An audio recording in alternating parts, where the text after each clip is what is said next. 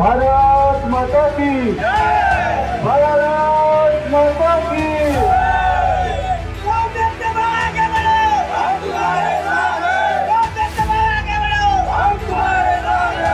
येणारी 20 तारीख हे ठरवणार आहे की 2014ला आपण जो विकासाचा रथ सुरुवात केला होता तो थांबणार आहे की समोर धावणार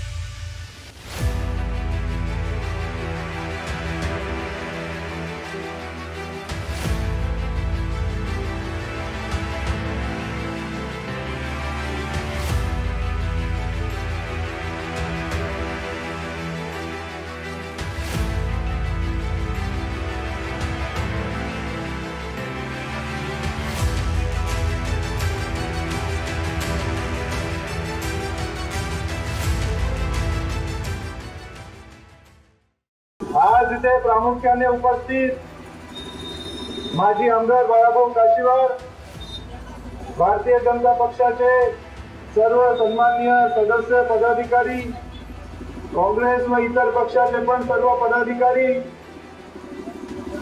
भगवान प्रभू श्री राम रामदास हनुमंताच्या चरणी नमस्कार करतो। आमचे मित्र जवाहरजी यांचा वाढदिवस आहे, त्यांना वाढदिवसाच्या खूप खूप शुभेच्छा। इथे विक्रमजींनी केलं, विक्रमजी रोडेंतर्फे सरबत आलू वाटपाचा कार्यक्रम त्यांनी आयोजित केलाय आणि मनोज भाऊ बोरकर आमच्या नगराध्यक्ष ताई आपल्याला पण खूप खूप नमस्कार। 20 तारखेला निवडणूक होऊ घातली आहे आणि ही निवडणूक आपल्या भवितव्य डिसाईड करण्याची निवडणूक आहे। आपल्याला माहिती आहे आम्ही सगळे आणि आपण सगळे भारतीय जनता पक्षाचे खंबीर कार्यकर्ते आहोत, परंतु भंडारा जिल्ह्यात कुठेतरी भारतीय जनता पक्ष संपवण्याचं कारस्थान सुरू आहे। तुमसरमध्ये राष्ट्रवादी काँग्रेस लढत आहे, भंडाऱ्यामध्ये शिवसेना लढत आहे आणि साकोलीमध्ये पण राष्ट्रवादी पक्षाच्या उमेदवाराला अगदी 2 तास आधी एक 100 रुपयाची पावती कापून त्यांना तिकीट देण्यात आली। बाळाभाऊंनी, आम्ही, प्रकाश भाऊंनी, आम्ही सगळ्यांनी आमचं म्हणणं हेच होतं की भारतीय जनता पक्षाच्या कोणत्याही कार्यकर्त्याला तिकीट द्या। म्हणून 1990 मध्ये जसे डॉक्टर एन कृष्ण काकतेजी शिवसेनेला तिकीट गेल्यानंतर पक्ष वाचवण्यासाठी आणि वाढवण्यासाठी उभे राहिले, किंवा मागच्या टर्मला गोंदियाला तसे विनोद भाऊ उभे राहिले आणि प्रचंड मताधिक्याने निवडून आले आणि तिथे भारतीय जनता पक्ष वाढला, त्याचप्रमाणे पक्ष वाचवण्यासाठी आणि वाढवण्यासाठी आमची तळमळ आहे। जवळपास संपूर्ण भारतीय जनता पक्ष हा आपल्या सोबत आहे, परंतु काही एक दोघा लोक कार्यकर्त्यांना घाबरवतात। तुझं धान खरेदी केंद्र बंद करील, तुझी शाळा बंद करील, तुला नोकरीवरून काढून टाकू। ज्यांना ज्यांना असं घाबरवण्यात आलं त्यांनी नोकऱ्या सोडून ते आपल्या सोबत आहे आणि जितकं त्यांना घाबरवण्याचा प्रयत्न करण्यात येतो तितके ते अजून जोमाने कार्य करतात। म्हणून खऱ्या अर्थाने आमचे स्टार प्रचारक हे परिणयची भुकेच आहेत। वेगवेगळे हे सगळे घाबरवण्याचे प्रयत्न करून पाहिले ते चालले नाही, मग वेगवेगळे खोटे बोलून, खोटे आरोप करून ते बोलण्याचे प्रयत्न झाले. परंतु जनता सुज्ञ आहे, त्यांचा पण सगळ्यांची अनुभव असतो. आता ते खोटं बोलणं पण बंद होत आहे असं दिसत आहे. कारण की जनतेची लढाई आहे आणि यामध्ये जनता नक्की विजयी होणार आहे. हम न रुकने को चले हैं सूर्य के यदि पुत्र है तो, हम न थमने को चले हैं सरित की यदि प्रेरणा तो. ज्याप्रमाणे सूर्याचं ते थांबवू शकत नाही, पाण्याला तुम्ही अडवू शकत नाही, तो आपला रस्ता बरोबर काढतो, त्याप्रमाणे जनतेला तुम्ही आता थांबवू शकणार नाही. या निवडणुकीमध्ये एकीकडे 25 वर्ष ज्यांना आपण संधी दिली, परंतु एक सांगण्यासारखं काम नाही. एकीकडे ते उमेदवार आहेत, दुसरीकडे एक जिल्हा परिषद सदस्य राष्ट्रवादी पक्षाचे आहेत, ज्यांनी अजून त्या पक्षाचा राजीनामा नाही दिला आणि ते जिथून जिल्हा परिषद सदस्य आहेत त्यांची मागच्या वर्षी तिथे मारबत काढण्यात आली. बोल बच्चन, अमिताभ बच्चन, काम कुछ भी नाही. आणि तिसरीकडे जनतेच्या तिकिटावरती जनतेचा उमेदवार म्हणून आम्ही निवडणूक लढवत आहे. या भंडारा, गोंदिया, नागपूर जिल्ह्यामध्ये शिक्षण क्षेत्रात मोलाचं योगदान करून हजारो विद्यार्थ्यांना भारतात आणि भारताच्या बाहेर आपले हजारो विद्यार्थी आज खूप चांगली कामगिरी करत आहेत आणि त्यांच्यामुळे या क्षेत्रात इकॉनॉमिक डेव्हलपमेंट होत आहे. शैक्षणिक क्षेत्र असो, आरोग्य क्षेत्र असो, मग ते निशुल्क चष्म्याचे कॅम्प असो, दाताचे कॅम्प असो, थॅलेसेमिया असो, किंवा सांस्कृतिक उत्सवाकरिता भजन स्पर्धा, गणेशोत्सव स्पर्धा यासारखे कार्यक्रम असो, युवकांसाठी क्रिकेट, कबड्डी, पट, नाटक, दंडार असो, आपल्या सगळ्यांचे ऋणानुबंध एकमेकांशी मनाने जुळले आहेत. मी दरवर्षी 4 महारोजगार मेळावे घेतो. 800 ते 1000 युवकांना इथल्या नोकरी लावण्याचं काम तर रोजगार मेळाव्यातून होतं. काल मोरगावला आम्ही गेलो होतो. तिथे एक सज्जन भेटले. त्यांनी माझा हात पकडून बोलले की माझा मुलगा तुमच्या कॉलेजमध्ये शिकला आणि आता त्याला पुण्यात 45,000ची तुम्ही जो रोजगार मेळावा घेतला त्यात पर मंथ अशी नोकरी लागली. मला आनंद झाला, पण तो 100% नव्हता. कारण जे आई वडील मुलांना शिकवून मोठं करतात त्यांना आपल्या पायावरती उभं राहण्याला इथून बाहेरच जावं लागते. ही परिस्थिती काही ठीक नाही. इथे मोठे रोजगार यावे. एकीकडे जयंत कटकवार साहेबांनी तेव्हा अशोक लेलँडचे ही फॅक्टरी आणली. 12 शॉप तिथे सुरू होणार होते. खरोखर 4च सुरू झाले आणि आता फक्त 1 शॉप सुरू आहे. जडेगाव, आपलं राजेगाव MIDC चा पाहिजे तसा विकास नाही झाला. इकडे मुंडीपार आणि बामणीमध्ये भेल आणला, भेलची भेलपुरी झाली. आपलं नॅशनल हायवे 6 वरचं हे गाव अतिशय उत्कृष्ट ठिकाणी आहे. इकडे 100 किलोमीटर पश्चिमेकडे 5 स्टार बुटीबोरी MIDC, मिहान, धिंगणा MIDC, उजवीकडे 100 किलोमीटर वरती तुमचा दूर भिलाई, रायपूर यासारखा प्रगत इंडस्ट्रियल एरिया आहे. परंतु राजकीय उदासीनतेमुळे आपल्याला हे दिवस पाहायला लागत आहे. गोड्या पाण्याचे मासे, आपला हा तलावांचा जिल्हा आहे. या आपल्या गोड्या पाण्याच्या माशांना गल्फ कंट्रीमध्ये फार डिमांड आहे आणि मिहानमधून आपण ते एक्सपोर्ट करू शकतो. परंतु फक्त मतांसाठी लोकांचा उपयोग करून घेणे गरज आहे. त्यांना प्रशिक्षण देऊन, नीट मार्केटिंग करून, नीट पॅकेजिंग करून त्याला निर्यात करणे. नाशिकचा शेतकरी कसं का 5 करोड 7 करोडाची रोल्स रॉयस ठेवतो, हमर गाडी ठेवतो, कारण ते एक्सपोर्ट करतात. इथे एक्सपोर्ट वाढवण्याचा संकल्प, तरुण तरुणींनी मोठे स्वप्न बघायचे आणि ते पूर्ण करण्यासाठी त्यांना ज्या संध्या लागतात त्या मिळवून देण्याचा संकल्प आम्ही केला आहे. आपला शेतकरी समृद्धच झाला पाहिजे त्याचा संकल्प आम्ही केला आहे आणि ही संकल्पपूर्ती आपल्या आशीर्वादाने 23 तारखेला नक्की होईल असा मला विश्वास आहे आणि अशी मी हनुमंताच्या चरणी प्रार्थना करतो. म्हणून कढई या चिन्हावरती 13 नंबरच्या कढई या चिन्हावरती आपण सगळे तर मतदान करालच, परंतु आपल्याद्वारे अजून 5, 50, 100, 200 आपली जितकी कॅपॅसिटी आहे त्याच्या दुप्पट तिप्पट लोकांना ही जनतेची निवडणूक आहे आणि जनतेचं चिन्ह कढईला मतदान करून जनतेला भरघोस मतांनी निवडून देण्याचे मी आवाहन करतो. आशीर्वाद मागतो आणि परत देवाच्या चरणी आशीर्वाद मागतो. थांबतो. भारत माता की. येणारी 20 तारीख हे ठरवणार आहे की 2014ला आपण जो विकासाचा रथ सुरुवात केला होता तो थांबणार आहे की समोर धावणार आहे. येणारी 20 तारीख हे ठरवणार आहे की या ठिकाणी नुसतं फोटो आश्वासनाचं राज्य राहणार आहे की या ठिकाणी खऱ्या अर्थाने काम करणाऱ्या सौम्यत करंगेकरसारख्या कर्मठ माणसाचं काम चालणार आहे.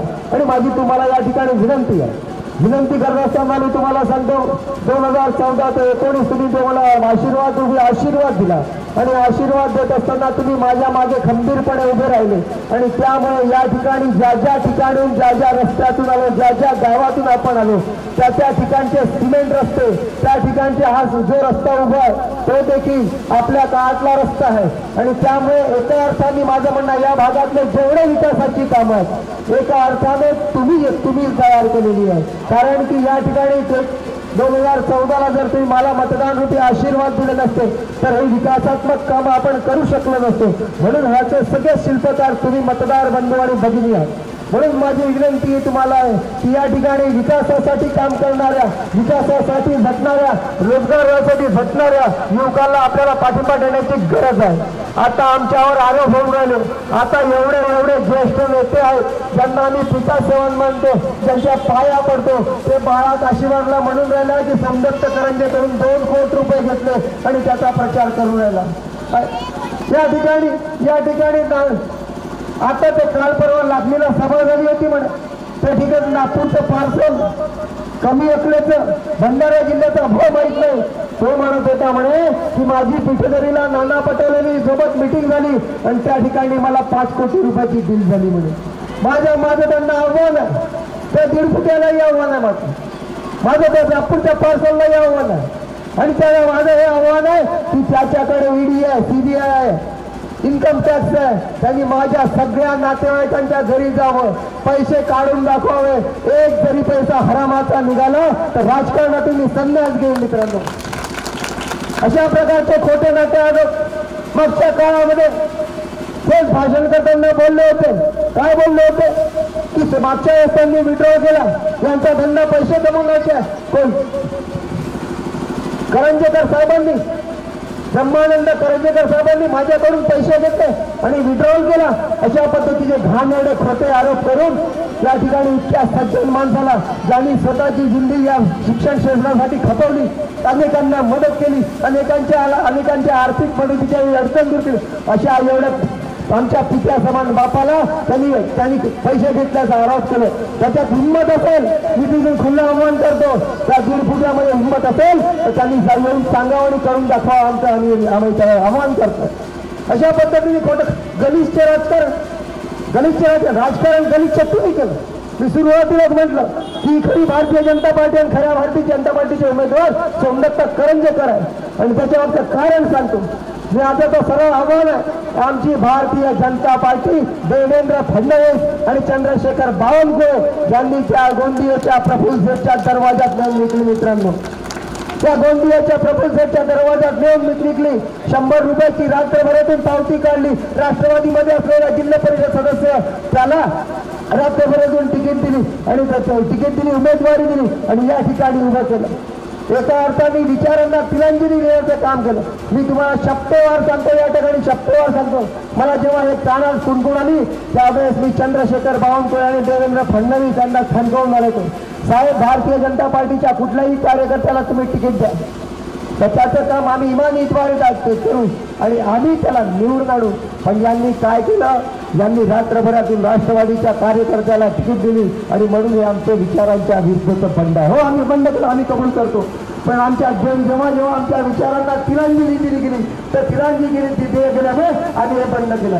मला तुम्हाला आठवत असेल की मला माहित नाही पण मला आठवतं लहानपणी आमच्या घरी दालीचा माणूस राहता. दालीचा वर्षाला 18 किलो 22 किलो त्या धान द्यायचे आणि तो वर्षभर काम करायचं आमच्या इथे.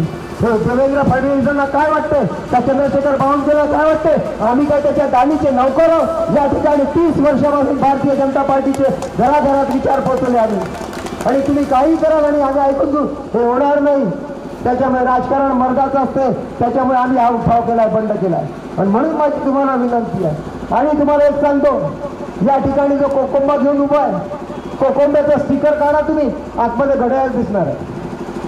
23 तारखेला ते परत वापस घड्याळीत जाणार आहे. आणि ही कढई उचलून पहा, हिच्यामध्ये तुम्हाला कोकोंबा आणि कमळाचं फुलच दिसणार आहे. म्हणून मी तुम्हाला विनंती करतो. दुसरीकडे आहेत 15 वर्ष झाले या लाखनी तालुक्यामध्ये संवैधानिक पदावर आहे. संवैधानिक पदावर असताना त्यांचं मला एक तरी काम दुसरी क्षेत्रात येईल असं सांगावं माझी विनंती आहे. एक तरी काम. या ठिकाणी शेतकऱ्यांचा 7-12 वर्ग 2चा होता, म्हणजे माझा शेतकरी भूमिस्वामी होता, भूमिधारी होता. आता तो भूमिस्वामी झाला, त्याला कुठेही काही न करता त्याचं एवढं मोठं काम आम्ही या त्यावेळेस केलं होतं. आणि 2014च्या पूर्वीचं आठवा तुम्ही, माझी विनंती आठवून पहा. सकाळी 4 तास लोड शेडिंग होतं, संध्याकाळी 4 तास लोडिंग शेड्यूल होतं. संध्याकाळच्या वेळी आम्ही अंधारात मेणबत्ती लावून जेवण करतो, आठवा तुम्ही, आठवते का तुम्हाला? आणि त्यामुळे या ठिकाणी 14 नंतर आम्ही लोड शेडिंग बंद करवलं. या ठिकाणी या इतका म्हणजे लाखनीच्या ग्रामीण भागातून आजूबाजूतून लोक यायचे नॅशनल हायवेवर. अनेक ऍक्सिडेंट व्हायचे. किती ऍक्सिडेंट व्हायचे, म्हणजे आठवड्याला 2-3 तरी ऍक्सिडेंट कमीत कमी व्हायचे. आम्ही आमचे नेते नितीनजी गडकरी यांच्याकडे गेलो, त्यांना परिस्थिती समजावून सांगितली आणि हा फ्लायओव्हर तयार करा.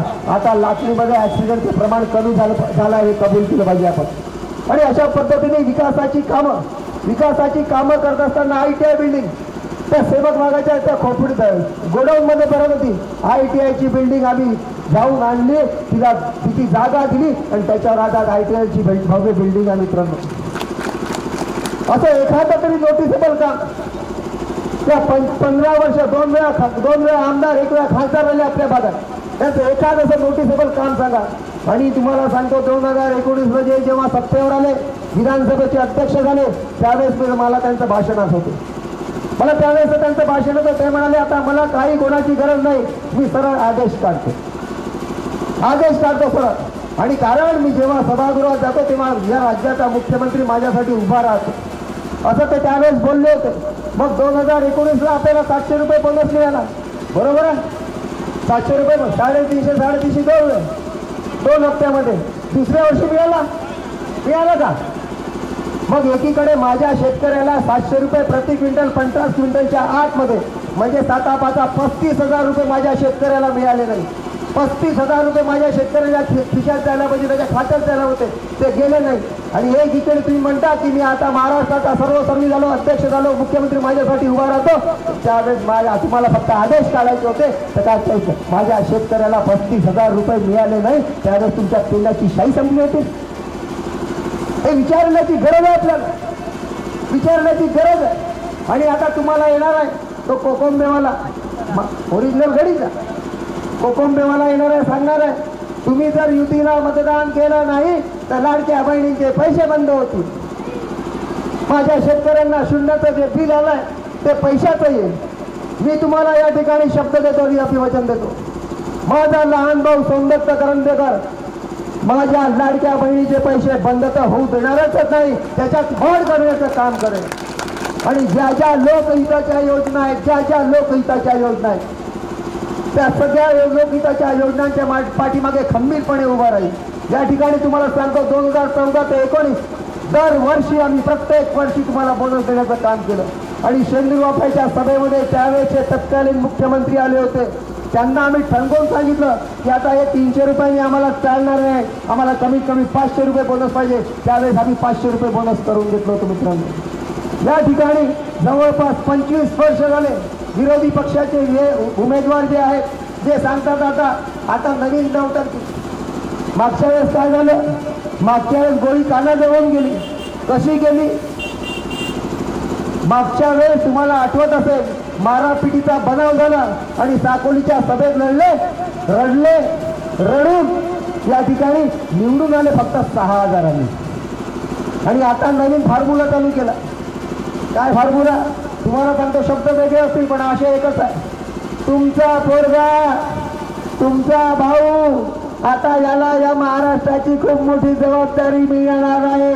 या महाराष्ट्राच्या तिजोरीच्या चाब्या तुमच्या पोराच्या आणि भावाच्या हातात येणार आहे, म्हणजे मी मुख्यमंत्री होणार आहे. मग आपण साकोली विधानसभेला बारामती करून टाकू. अरे बाबा, 25 वर्ष संवैधानिक पदावर होता, 4 वेळा आमदार आणि 1 वेळा खासदार, 25 वर्षात करू शकला नाही, तर आता काय करणार हा सवाल त्यांना विचारला पाहिजे. माझा तर तू दावा आहे, माझा दावा आहे, त्यांना सांगतो मी, माझा दावा आहे त्यांनी 25 वर्षाच्या विकासाच्या कामाची टोटल करावी आणि तुमच्या कामाची, माझ्या नाही तुमच्या कामाची. ज्यावेळेस 2014ला तुम्ही मला विकासाला मतदान केलं आणि मला मतदान केलं, त्यावेळेसच्या 14 ते 19च्या कामाची मी टोटल मारतो. त्याच्यापेक्षा हातभर नाही जास्त भरला तर राजकारण सोडून दिली.